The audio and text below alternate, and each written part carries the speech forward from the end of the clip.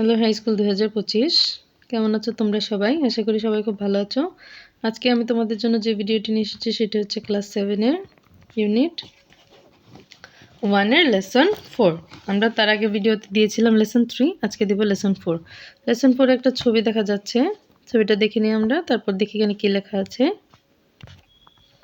এখানে একটা কিওয়ার্ড দেওয়া আছে, সেটা হচ্ছে ক্রস রোড, মানে হচ্ছে আড়াআড়ি পথ। এখানে ডায়লগ আকারে দেখা যাচ্ছে, দুজনের ডায়লগ আছে, একজন হচ্ছে আসিফ, একজন হচ্ছে পেসার ভাই মানে পথযাত্রী।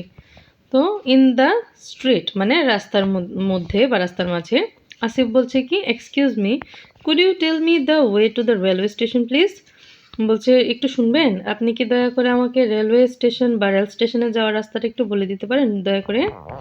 তখন পেসার বল, ও ইটস নট ভেরি ফার। যে যাত্রীটা পথযাত্রীটা রয়েছে সে উত্তর দিচ্ছে কি, ও তাই, ইটস নট ভেরি ফার, এটা বেশি দূরে নয়।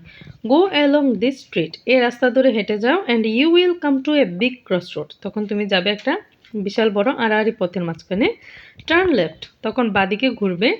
গো অ্যালং অ্যাবাউট 200 মিটার্স, প্রায় 200 মিটারের মতো সামনে এগিয়ে যেতে হবে, and you will see a tall building, তখন তুমি দেখতে পারবে একটা লম্বা বিল্ডিং।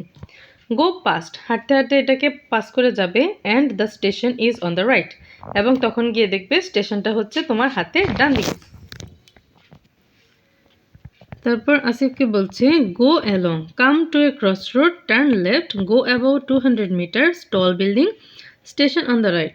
আমরা যখন কোনো কিছু শুনি তখন মনে মনে সেটা আবরিয়ে নেই যে এভাবে এভাবে এভাবে, তো সেটা আসিফ করছে। বলছে গো অ্যালং, সামনে যাব, come to a cross road, একটা আড়াআড়ি পথের মাঝখানে আসবো, টার্ন লেফট, বাম দিকে ঘুরবো, গো অ্যাবাউট 200 মিটার্স, তারপর 200 মিটারের মতো সামনে এগিয়ে যাব, টল বিল্ডিং, লম্বা বিল্ডিং দেখতে পাবো, স্টেশন অন দ্য রাইট, আর স্টেশন পড়বে আমার ডান দিকে। থ্যাংক ইউ ভেরি মাচ, আপনাকে অনেক ধন্যবাদ। তখন পথযাত্রীটা কি বললো, ইটস ওকে, আচ্ছা ঠিক আছে, অসুবিধা নেই। নোটে দেওয়া আছে, এখানে একটা নোট দেওয়া আছে, এক্সকিউজ মি। আমরা যেটা বলে থাকি একজন অচেনা মানুষের সাথে কথা বলার সময়, এক্সকিউজ মি মানে একটু শুনবেন বা দয়া করে একটু শুনুন, is a polite way of drawing somebody's attention. এটা হচ্ছে একটা নম্রভদ্র উপায় যেভাবে আমরা অন্য আরেকজনের মনোযোগ আকর্ষণ করতে পারি। It's okay, you can also say you are welcome. It's okay, আপনি ইচ্ছা করলে ইটস ওকেও বলতে পারেন, আবার কি বলতে পারেন, ইউ আর ওয়েলকাম, যখন কেউ তোমাকে ধন্যবাদ জানাবে। এখানে দেখা যাচ্ছে বি, একটু অস্পষ্ট দেখা যাচ্ছে, এখন ক্লিয়ার হয়তো বা। Look at the map, suppose you are now at a park road. ম্যাপটা দেখো, মনে করো তুমি এখন পার্ক রোডে আছো। You want to go to mosque road or Zilla school, মনে করো তুমি জিলা স্কুলে যেতে চাও অথবা মসজিদের রাস্তাতে যেতে চাও। Ask your partner how you can go there, তোমার পার্টনারকে জিজ্ঞেস করো তুমি সেখানে কীভাবে যেতে পারবে। স্টার্ট লাইক দিস, একজন হচ্ছে একজন মানুষের নাম হচ্ছে S1 দিয়ে বোঝাচ্ছে, একজন হচ্ছে S2। এখানে কি বললো, excuse me, how can I go to mosque road, আমি কিভাবে মসজিদের রাস্তাটায় যেতে পারবো। তখন S2 কি বললো, ও ইটস কোয়াইট ফার, এটা তো অনেকখানি দূরে। তো আমরা দেখতে পাচ্ছি এখানে একটা ম্যাপ দেওয়া আছে, ম্যাপের মধ্যে প্রথমে লেখা আছে নর্থ রোড, বাদিকে লেখা আছে হাই স্ট্রিট, মাঝখানে লেখা আছে জিলা স্কুল, তার ডান দিকে একটা রাউন্ড শেপ দেওয়া আছে লেক, এখানে একটা হ্রদ রয়েছে। তারপর আবার একটু নিচের দিকে দেখা যাচ্ছে যে দ্বিতীয় যে এরিয়াটা সেটা হচ্ছে মস্ক রোড এবং লেক রোডের দিয়ে গেছে। তারপর একটা টেম্পল রোডও রয়েছে, আর নিচে আছে কলোনি রোড, তারপর একবারে নিচে আছে পার্ক এবং park road.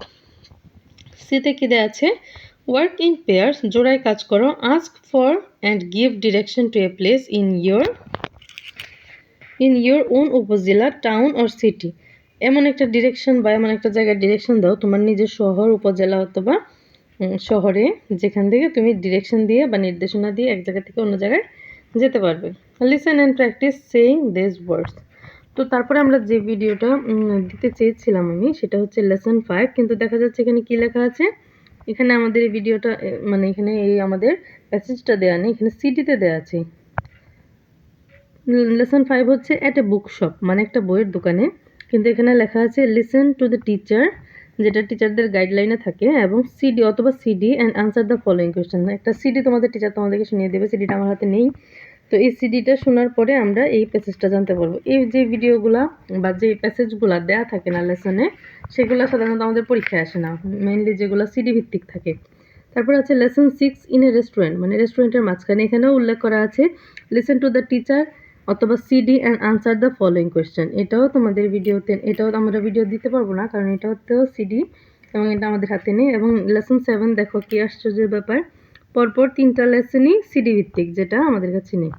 At a railway station, এখানেও উল্লেখ করা আছে লিসেন টু দ্য টিচার অথবা CD for the announcement at a railway station, মানে রেল স্টেশনের মাঝখানে অথবা রেল স্টেশনে। এখানেও সিডি ভিত্তিক, এটাও আমরা দিতে পারবো না। তো এইভাবে আমাদের লেসন 5, 6, 7 3টা লেসনই সিডি ভিত্তিক। তো তারপরে দেখা যাবে আমরা চলে যাব ইউনিট 2-তে। সেখানে আছে মাই স্টাডি গাইড, আমার যে পড়াশোনা ভিত্তিক যে গাইডগুলো আমাকে সাহায্য করে সেই গাইডগুলো নিয়ে। এখানে কতগুলো ডিকশনারি নাম দেওয়া আছে।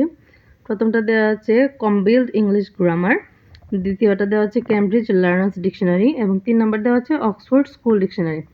এই সবগুলো ডিকশনারি আমাদের কারো না কারো বাসায় থাকে, এগুলো আমাদের জন্য অনেক সহায়ক।